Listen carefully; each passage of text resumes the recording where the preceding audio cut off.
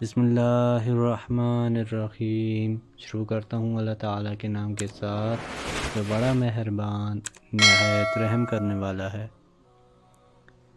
سیدنا ابو ہریرہ رضی اللہ عنہ کا بیان ہے کہ رسول اللہ صلی اللہ علیہ وآلہ وسلم نے فرمایا، جب امام سمیع اللہ لمن حمدہ کہے تو تم اللہم ربنا لک الحمد کہو، کیونکہ جس کا کہنا فرشتوں کے کہنے کے موافق ہو گیا تو اس کے گزشتہ گناہ معاف کر دیے جائیں گے۔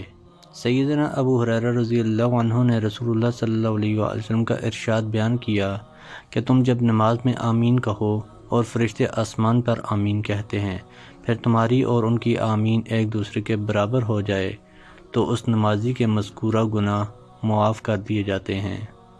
منظر بن جریر رضی اللہ عنہ کہتے ہیں کہ میں اپنے والد کے ساتھ بوازیج میں تھا کہ گائیوں کا ریوڑ نکلا، تو آپ نے ان میں ایک اجنبی قسم کی گائے دیکھی تو پوچھا، یہ گائے کیسی ہے؟ لوگوں نے کہا، کسی اور کی گائے ہے جو ہماری گایوں کے ساتھ آ گئی ہے۔ انہوں نے حکم دیا اور وہ ہانک کر نکال دی گئی، یہاں تک کہ وہ نظر سے اوجھل ہو گئی۔ پھر کہا کہ میں نے رسول اللہ صلی اللہ علیہ وآلہ وسلم کو فرماتے سنا ہے،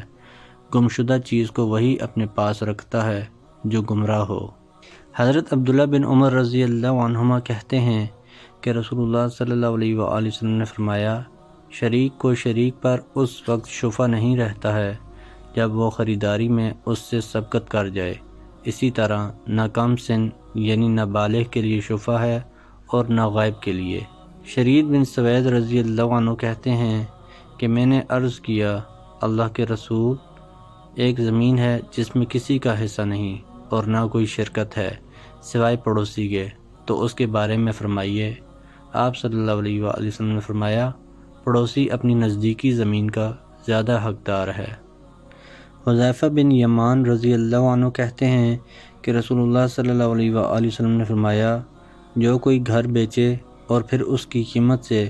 ویسا ہی دوسرا گھر نہ خریدے تو اس میں اس کو برکت نہیں ہوگی۔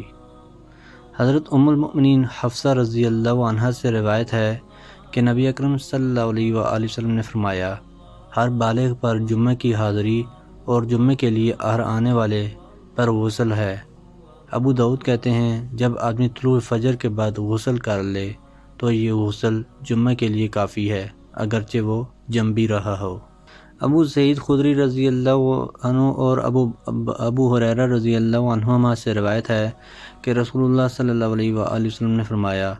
جو شخص جمعہ کے دن غسل کرے، اپنے کپڑوں میں سے اچھے کپڑے پہنے اور اگر اس کے پاس ہو تو خوشبو لگائے، پھر جمعہ کے لیے آئے اور لوگوں کی گردنیں نہ پھاندے،